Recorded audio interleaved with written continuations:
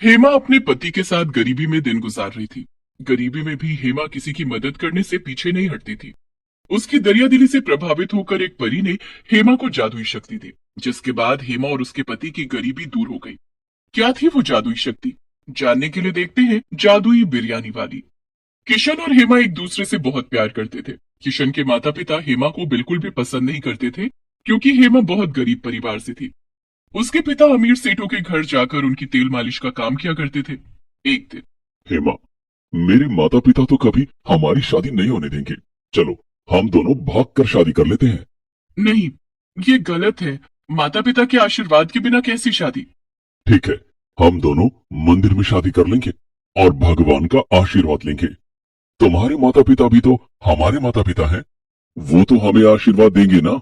किशन के समझाने पर हेमा शादी के लिए राजी हो जाती है। दोनों मंदिर में जाकर शादी कर लेते हैं। हेमा के माता पिता ने दोनों को आशीर्वाद दिया। शादी के बाद किशन हेमा को लेकर अपने घर जाता है। अरे नालायक, तूने इस भिखारन से शादी कर ली। इसके लिए मेरे घर में कोई जगह नहीं है। ऐसा मत कहिए माँ जी, मैं आपकी बहुत सेवा करूंगी। आपको शिकायत का कोई मौका नहीं दूंगी। हेमा मनोरमा के पैरों पर गिर जाती है, लेकिन मनोरमा हेमा को पैरों से झटक देती है। हेमा दूर जाकर गिरती है। सुन किशन बेटा, तेरे लिए इस घर में जगह है, लेकिन इस लड़की के लिए हमारे घर में कोई जगह नहीं है। हम इसे अपनी बहू नहीं मानते। इसे इसके माँ बाप के घर छोड़ा। नहीं पिताजी, मैंने हेमा से शादी की है। जन्म जन्मांतर तक इसका साथ निभाऊंगा। अगर हेमा इस घर में नहीं रह सकती तो मैं भी नहीं रहूंगा। किशन हेमा का हाथ पकड़कर वहां से जाने लगा। रास्ते में, अब हम लोग कहाँ जाएंगे? मेरे बाबा के घर चलते हैं। नहीं हेमा, तुम्हारे माता पिता तो पहले से ही एक वक्त का खाना खाकर गुजारा कर रहे हैं। मैं उनका दामाद हूँ, उन्हें मुझे कुछ न कुछ खिलाना ही पड़ेगा। मेरे कारण वो कहीं कर्ज में न डूब जाए। हम अपना आशियाना खुद बना लेंगे, तुम चिंता मत करो। किशन और हेमा उस रात सड़क पर गुजारते हैं। दूसरे दिन किशन कड़ी मेहनत करके एक छोटी सी झोपड़ी बनाता है, जिसमें दोनों रहने लगते हैं। एक दिन, सुनिए, हमारे रहने का इंतजाम तो हो गया, लेकिन घर में ना तो खाने के लिए कुछ है और ना ही खाना बनाने के लिए कोई बर्तन है। हम कब तक भूखे रहेंगे? मैं कल काम की तलाश में जाऊंगा। आपके माता पिता के पास काफी धन दौलत है। आप क्यों मेरे कारण गरीबी के दिन जी रहे हैं? आप मुझे छोड़ क्यों नहीं देते? आज तो बोल दिया, लेकिन फिर कभी ऐसा मत बोलना। सुख और दुख जो भी आएगा, उसे हम दोनों मिल बांट कर गुजार लेंगे। दूसरे दिन किशन काम की तलाश में घर से बाहर गया। अमीर बाप की औलाद होने के कारण किशन काफी लाड प्यार में पला था। बड़ा होकर पिता का व्यवसाय संभालना है, ये सोचकर किसी ने उसकी पढ़ाई पर ध्यान ही नहीं दिया था, जिस वजह से वो पढ़ा लिखा नहीं था। वो लोगों से मजदूरी का काम मांगने लगा, लेकिन वो जहां भी जाता लोग उसे पहचान लेते। अरे तुम तो सेठ गिरिराज के बेटे हो ना? जी, वो तो बड़े पैसे वाले हैं। फिर तुम्हें मजदूरी करने की क्या जरूरत पड़ गई? जी, कुछ मजबूरी है, लेकिन मैं तुम्हें काम पर नहीं रख सकता। सेठ को पता लग गया तो वे बहुत नाराज होंगे। किशन को कोई भी काम देने के लिए राजी नहीं था। किशन खाली हाथ घर लौट आया। क्या बात है, कोई काम नहीं मिला क्या? कोई भी मुझे काम देने के लिए राजी नहीं है। पिताजी के रसूख ने सबको डरा रखा है।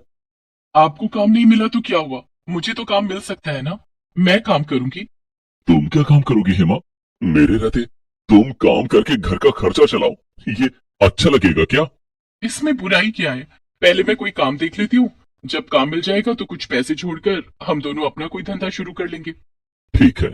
दूसरे दिन हेमा काम की तलाश में बाहर निकली। रास्ते में उसे उसके पिता मिले। हेमा ने अपने पिता को सारी बात बताई। बेटी, इतना सब कुछ हो गया, लेकिन तुमने मुझे कुछ बताया नहीं।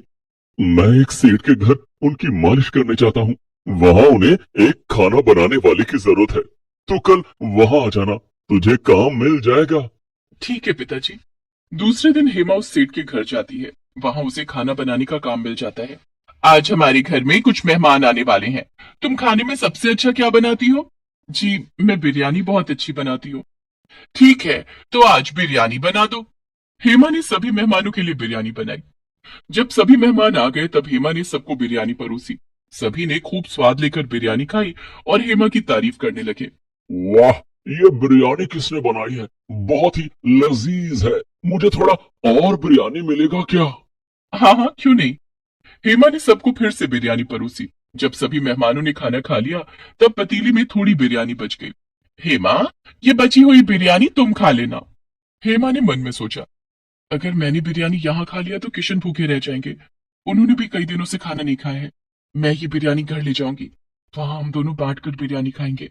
हेमा एक डिब्बे में बची हुई बिरयानी रख लेती है और घर जाने लगती है। रास्ते में उसे एक बूढ़ी औरत मिलती है। बेटी, क्या तुम्हारे पास कुछ खाने के लिए है? मैंने कई दिनों से कुछ नहीं खाया है। आह, भूख के मारे मुझे चक्कर आ रहे हैं। अब एक कदम भी चला नहीं जाता। हेमा अपने मन में सोचती है, अगर ये बिरयानी इस बूढ़ी अम्मा को खिला दी तो आज भी हमें भूखा रहना पड़ेगा। लेकिन इन बूढ़ी अम्मा को देखकर लगता है कि इन्हें खाने की ज्यादा जरूरत है। ये लो अम्मा, इस डिब्बे में थोड़ी सी बिरयानी है, तुम खा लो। तुम्हारा बहुत बहुत धन्यवाद बेटी, तुम बहुत नेक दिल लड़की हो। बूढ़ी औरत सड़क के किनारे बैठकर बिरयानी खाने लगी। जैसे जैसे वो बिरयानी खा रही थी वैसे वैसे वो जवान हो रही थी। जब उसने पूरी बिरयानी खा ली तब वो एक जवान और खूबसूरत औरत बन गई। ये देखकर हेमा बहुत डर गई। उसने सोचा कि कहीं ये कोई चुड़ैल तो नहीं। हेमा वहां से भागने लगी। तभी उस औरत ने कहा, रुको हेमा, मुझसे डरो नहीं।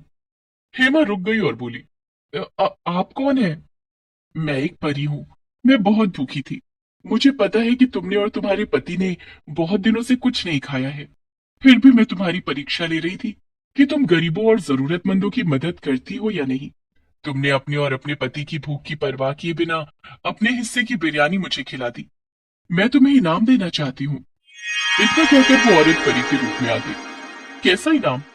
मैं तुम्हें शक्ति प्रदान करती हूँ कि तुम्हारी बनाई हुई बिरयानी कभी खत्म नहीं होगी। तुम्हारी बिरयानी खाकर लोग अपने अंदर नई ताकत और स्फूर्ति महसूस करेंगे। जो तुम्हारी बिरयानी खाएगा वो कभी बूढ़ा नहीं होगा। इतना कहकर परी ने अपनी जादू की छड़ी घुमाई, जिसमें से ढेर सारे पैसे निकलने लगे। ये पैसे ले जाओ, इन पैसों से तुम बिरयानी बनाना शुरू कर दो। तुम्हारी बिरयानी जादुई बिरयानी होगी। लेकिन ये तो बहुत सारे पैसे हैं। हेमा, ये सब तुम्हारे लिए हैं। परी वहां से गायब हो जाती है। हेमा पैसे लेकर घर आने लगती है। रास्ते में उसने बिरयानी बनाने का ढेर सारा सामान खरीदा। घर आकर उसने किशन को सारी बात बताई। अरे वाह, ये तो बहुत अच्छी बात है। हाँ, अभी मैं थोड़ी सी बिरयानी हमारे खाने के लिए बनाती हूँ। उसके बाद देखते हैं कि परी के जादू से वो बिरयानी खत्म होती है या नहीं। हेमा ने उस रात 2 लोगों के लिए बिरयानी बनाई। कई दिनों के बाद किशन और हेमा को कुछ खाने को मिला था। दोनों ने जमकर बिरयानी खाई। मेरा तो पेट भर गया। लेकिन मेरा पेट अभी नहीं भरा है, मुझे थोड़ी बिरयानी और चाहिए। ठीक है, अभी बिरयानी देती हूँ। हेमा ने पतीली में रखी सारी बिरयानी किशन को दी। उसने पतीली में से एक एक चावल का दाना निकालकर किशन की थाली में परोस दिया। किशन ने जी भरकर बिरयानी खाई। तुमने बहुत स्वादिष्ट बिरयानी बनाई थी, मजा आ गया। बहुत दिनों से खाना ना खाने के कारण मुझे कमजोरी महसूस हो रही थी, लेकिन ये बिरयानी खाकर मुझ में ताकत आ गई है। थोड़ी और मिलेगी क्या? कैसी बातें कर रहे हो? तुम्हारे सामने तो पतीली खाली हो गई थी। बिरयानी अब खत्म हो गई है। लेकिन परी ने तो कहा था कि वो जादुई बिरयानी है और कभी खत्म नहीं होगी। ये तो मैं भूल ही गई थी। अभी देखती हूँ। हेमा ने जब पतीली खोलकर देखा तो उसमें बिरयानी भरी हुई थी। हाँ, ये तो सचमुच में जादुई बिरयानी है।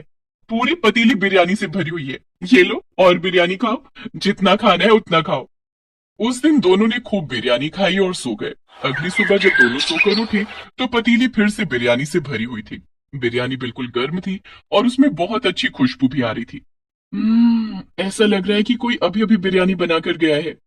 क्यों ना हम ये बिरयानी बेच दें? हाँ, सही कह रहे हो। ये लो पैसे, एक ठेला और कुछ बर्तन खरीद लाओ। हेमा ने परी के दिए हुए पैसे किशन को दिए। किशन ने उन पैसों से एक ठेला और कुछ बर्तन खरीदे। उसके बाद हेमा अपनी जादुई बिरयानी ठेले पर लेकर बेचने लगी। आओ आओ, जादुई बिरयानी खाओ। इसे खाने वाला कभी बूढ़ा नहीं होगा। शरीर में नई जान आ जाएगी। आओ आओ, जादुई बिरयानी खाओ। हेमा की बातें सुनकर लोग उसके ठेले के पास इकट्ठे होने लगे और बिरयानी खरीदने लगे। हेमा की जादुई बिरयानी कभी खत्म नहीं होती थी, इसलिए हेमा को बिरयानी बनाने के लिए मेहनत भी नहीं करनी पड़ती थी। इस तरह जादुई बिरयानी बेचकर हेमा और किशन काफी अमीर हो गए। अब हमारे पास काफी पैसे इकट्ठे हो गए हैं। हमें बिरयानी का एक होटल खोल लेना चाहिए। इस तरह हमारा खुद का व्यवसाय शुरू हो जाएगा। तुम ठीक कह रही हो, उस होटल को हम दोनों मिलकर चलाएंगे। ठीक है। हेमा और किशन ने मिलकर एक बड़ा सा होटल खोल लिया, जिसमें वे अपनी जादुई बिरयानी बेचने लगे।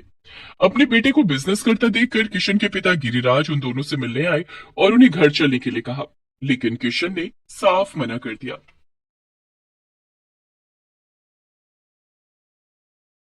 मीनू अपने पिता के साथ रहती थी। मीनू के पिता दीनदयाल एक गरीब मजदूर थे। दीनदयाल मजदूरी करके जो पैसे कमाता, मीनू उन्हें बहुत संभाल कर रखती थी। मीनू को बचपन से नाचने, गाने और खाना बनाने का बहुत शौक था और एक दिन मीनू ने कुल्हड़ पिज्जा बनाकर सबका दिल जीत लिया।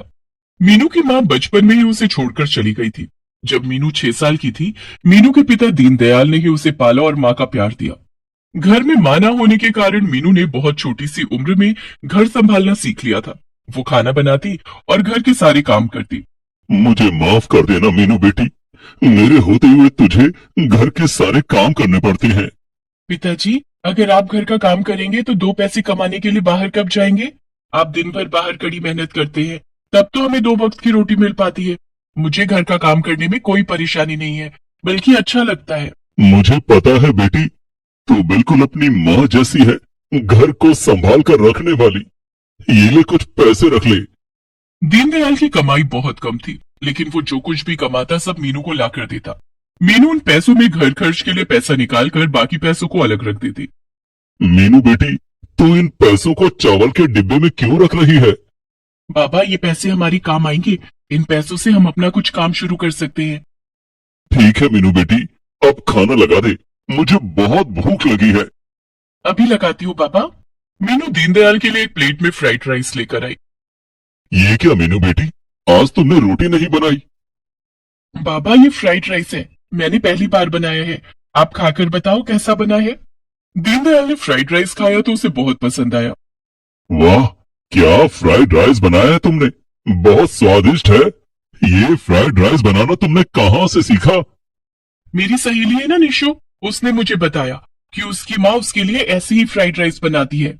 बाबा, उसने तो मुझे पिज्जा बनाना भी बताया है। मैं आपके लिए कल ही पिज्जा बनाऊंगी। ठीक है मीनू बेटी, अब तू भी खाना खा ले। मीनू भी खाना खाकर सो जाती है। दूसरे दिन मीनू ने चावल के डब्बे में बचाए हुए पैसों से कुछ पैसे निकाले और बाजार से पिज्जा बनाने का सामान लेकर आई। उस दिन उसने पिज्जा बनाकर दीनदयाल को खिलाया। वो पिज्जा बहुत ही टेस्टी था। मीनू बेटी, तूने ऐसा पिज्जा बनाया जैसे किसी बड़े शेफ ने बनाया हो। तेरे हाथों में जादू है। सच बाबा? हाँ मीनू बेटी, तू भी तो खा के देख। मीनू भी अपना बनाया हुआ पिज्जा खाती है, जो उसे बहुत अच्छा लगता है। इसी तरह मीनू आए दिन कुछ न कुछ बनाकर अपने पिता को खिलाती। इसी तरह उन दोनों के दिन खुशी खुशी बीत रहे थे। लेकिन एक दिन अचानक मीनू के ऊपर दुखों का पहाड़ टूट पड़ा। जब मजदूरी करते समय दीनदयाल सीढ़ियों से गिर गया और उसका एक पैर टूट गया। दीनदयाल के दोस्त उसे अस्पताल ले गए और मीनू को इस बात की खबर दी। मीनू चावल के डब्बे से सारे पैसे लेकर भागी भागी अस्पताल पहुंची और दीनदयाल के पैरों का इलाज करवाया। उसके बाद दीनदयाल के दोस्तों ने उसे उसके घर पहुंचा दिया। घर आने के बाद, मीनू बेटी, ऊपर वाले ने हमारे साथ इतनी नाइंसाफी क्यों की? इस हाल में मैं कुछ काम करने के लायक नहीं रहा। अब घर का खर्चा कैसे चलेगा? आप परेशान मत हो बाबा, कुछ ना कुछ उपाय जरूर निकल आएगा। चिंता तो अब मीनू को भी थी, क्योंकि उसके बचाए हुए सारे पैसे दीनदयाल के इलाज में खर्च हो गए थे। लेकिन मीनू एक खुशहाल और जिंदा दिल लड़की थी। वो कठिन परिस्थितियों से हार मानने वाली नहीं थी। दूसरे दिन मीनू घर के बाहर बैठी थी, तभी उसकी सहेली निशु वहां आई। वो 2 कुल्हड़ में चाय लेकर आई थी। उसने एक कुल्हड़ मीनू को देते हुए कहा, ये ले मीनू, ये कुल्हड़ वाली स्पेशल चाय मेरी माँ ने बनाया है, सोचा तेरे लिए लेती चलूं। मीनू ने कुल्हड़ वाली चाय पी। कुल्हड़ में चाय पीने का स्वाद ही अलग होता है। ये आम चाय की तरह नहीं होती। इसकी खुशबू मन को खुश कर देती है। इसीलिए तो ये कुल्हड़ वाली चाय मैं तेरे लिए लाई थी। मतलब, तू क्या कहना चाहती है? कल जब मैं अपनी माँ के साथ बाजार गई थी तो देखा एक आदमी कुल्हड़ में पिज्जा बेच रहा था और उसका पिज्जा खाने के लिए लोगों की भीड़ लगी हुई थी। कुल्हड़ में पिज्जा? हाँ, कुल्हड़ में पिज्जा। तू तो पिज्जा अच्छा बनाती है, तू क्यों नहीं करती ऐसा कुछ? लेकिन अब तो मेरे पास पैसे नहीं बचे हैं, घर में खाने के लिए एक दाना नहीं है। मैं कुल्हड़ और पिज्जा बनाने का सामान कैसे खरीदूंगी? मैं अपनी माँ से कह के तुझे कुछ पैसे दिला दूंगी। जब तेरा काम चल जाए तो पैसे लौटा देना। क्या आंटी जी पैसे देने के लिए मान जाएंगी? हाँ, मैंने तो माँ से बात भी कर ली है। तो रुक, मैं अभी पैसे लेकर आती हूँ। निशु अपने घर गई और अपनी माँ से पैसे मांग कर लाती है और मीनू को दे देती है। इन पैसों से तू कुल्हड़ पिज्जा का काम शुरू कर दे, तेरी सारी परेशानी दूर हो जाएगी। मीनू ने वो पैसे ले लिए और घर आकर दीनदयाल को सारी बात बताई। मीनू बेटी, ऐसे किसी से पैसे लेना अच्छी बात नहीं है। तू अभी निशु के घर जाकर इन पैसों को वापस कर दे। लेकिन बाबा, इसमें गलत क्या है? जब हमारा काम चल जाएगा तो मैं ये पैसे निशु को वापस कर दूंगी। ठीक है मीनू बेटी, लेकिन मुझे तेरा ये काम करना बिल्कुल अच्छा नहीं लग रहा है। तुझे मेरी वजह से ये सब करना पड़ रहा है।